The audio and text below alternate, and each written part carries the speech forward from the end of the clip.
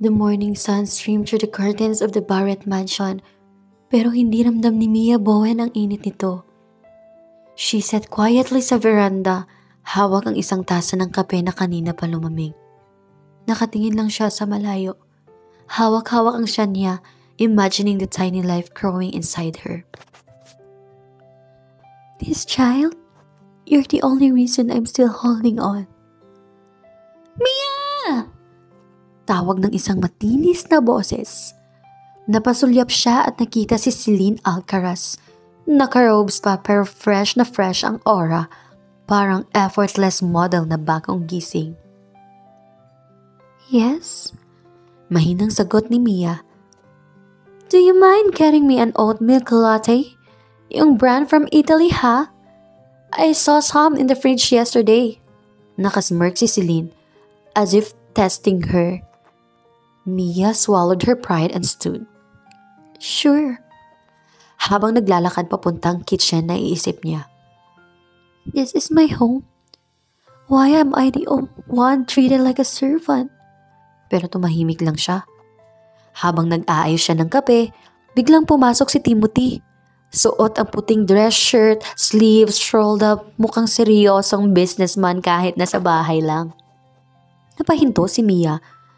Gusto sana niyang mag-sorry, magpaliwanag o magtanong tungkol sa divorce, pero nauna na itong magsalita. Why are you making her coffee? Malamig na tanong ni Timothy. Mia blinked.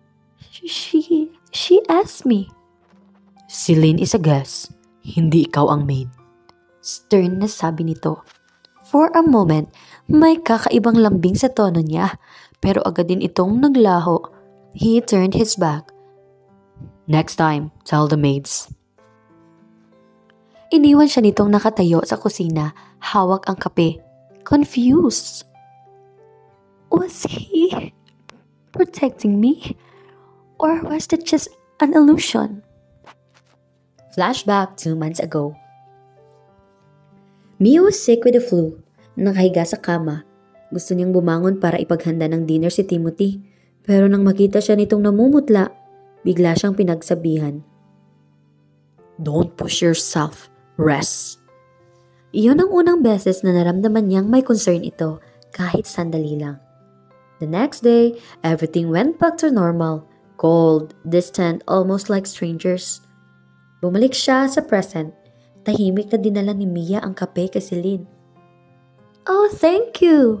Ani Celine, sabay titig sa kanya na may halong ngisi.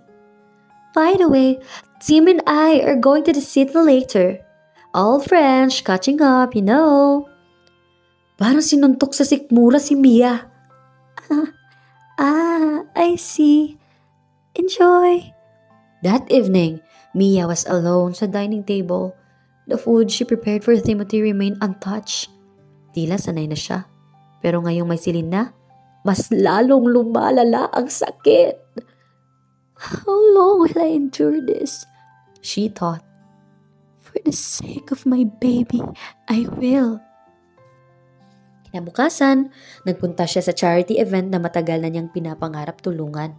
Dati pa, mahilig si Mia sa pagtulong sa mga bata. Siguro dahil isa rin siyang ulila. Habang nakikipag-usap siya sa mga volunteers, biglang lumitaw si Timothy. Mia. Tawag niya, serious tone. Timothy? Gulat niyang sagot. Bakit siya nandito? Hindi naman siya sumasama sa mga ganito. This event is under the Barrett Foundation. Hindi ka dapat pumupunta nang hindi mo sinasabi sa akin. Mia looked down, embarrassed. I just wanted to help. These children, they remind me of myself.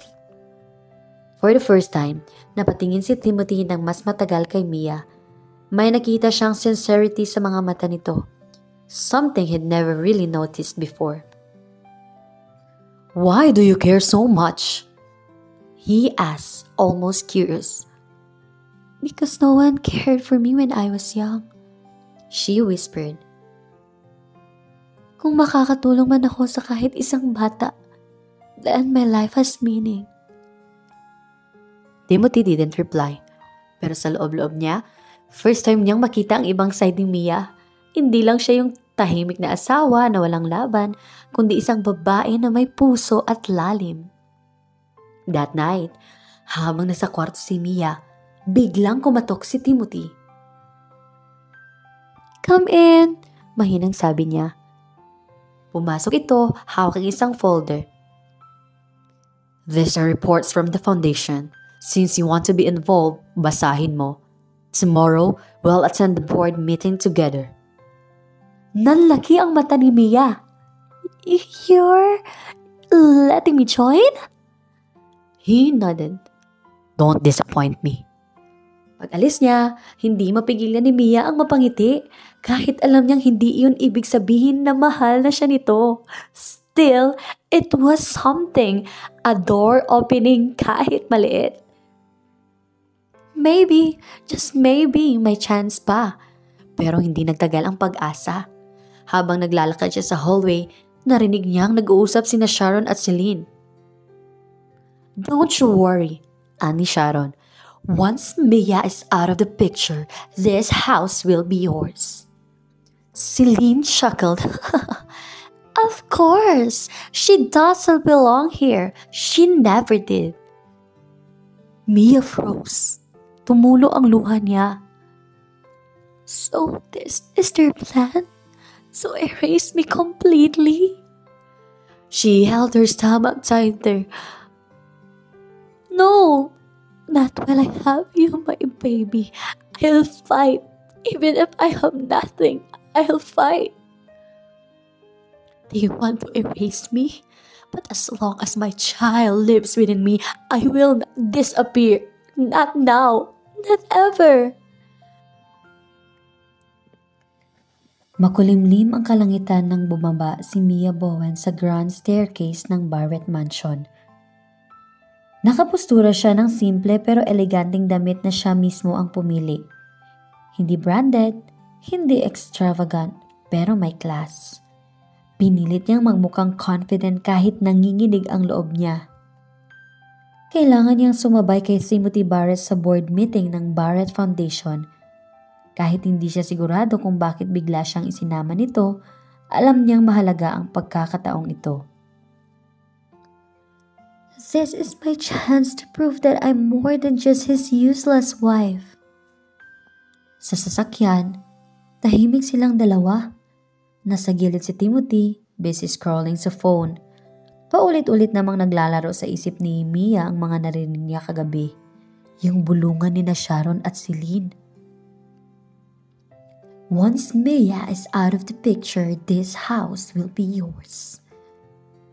Parang may mabigat na bato sa dibdib niya. Pero kahit na ganoon, pinilit niyang kumalma. "No, I won't give up." Pagdating nila sa headquarters ng foundation, sinalubong sila ng mga directors at volunteers. Agad nilang binati si Timothy, pero may ilan ding napatingin kay Mia, curious kung bakit siya naroon. "This is my wife, Mia." Diretsong pakilala ni Timothy. Nagulat si Mia. Rare yun. Karaniwan kasi, halos hindi tinatanggi siya nito sa public events. Pero ngayon, malinaw at confident ang tono. Napatingin sa kanya ang ilang board members at ngumiti. "Oh, so this is Mrs. Barrett. Welcome." Napakagatlabi si Mia. First time in a long while na naramdaman niyang may lugar siya. Sa meeting, nakikinig si Mia habang pinag-uusapan ang mga projects ng foundation. Karamihan technical, business terms, funding issues. Hindi siya sanay, pero naalala niya ang mga batang ulila sa charity center kung paano kumislap ang mga mata nila kahit sa simpleng toys at pagkain. She raised her hand timidly. "Excuse me? Can I say something?" Lahat ay tumingin sa kanya. Kinabahan siya pero nagpatuloy. "I think we should allocate more funds directly for educational scholarships. It's not just about food or shelter. Education will give them a chance to change their future. Tahimik ang kwarto. Tapos, isang matandang director ang tumango. That's a very good point. We've been focusing too much on infrastructure. We should balance it out. Lumingon kay Timothy ang lahat. Naghihintay ng reaksyon. Timothy's eyes flickered to Mia. May kakaibang tingin. Parang nakita niya ito sa ibang anggulo. Let's consider her proposal, he said finally. Halos mapaiyak si Mia. He listened to me. Paglabas nila ng meeting, naglalakad sila papunta sa parking lot. Hindi niya pampigilang magsalita. Thank you, Timothy. For letting me speak. For supporting my idea. Tumigil ito at tumingin sa kanya. You made sense. Don't take me for being reasonable. Pero sa likod ng malamig na tono, naramdaman niyang genuine iyon. Nang gabing iyon, hindi makatulog si Mia. Nakahiga siya, hawak ang tiyan niya, iniisip ang future. Maybe things are changing. Maybe he'll see me differently. Maybe. Pero bago siya makatulog, biglang bumukas ang pinto. Si Timothy, hawak ang laptop. I need to work here. Don't mind me. Of course, sagot niya, mabilis na umupo. Habang nagtatrabaho ito, hindi niya mapigilang obserbahan siya. The sharp jawline, the focus in his eyes, the way he typed with precision. Hindi man siya pinapansin ito, para kay Mia, sapat na ang presensyang iyon. Kinabukasan, bumaba si Mia at nakita si Celine na nakatayo sa terrace, may kausap sa telepono.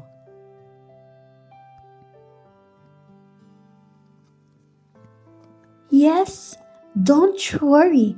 Everything is going according to plan. Ani Celine. Malambing pero may halong yabang.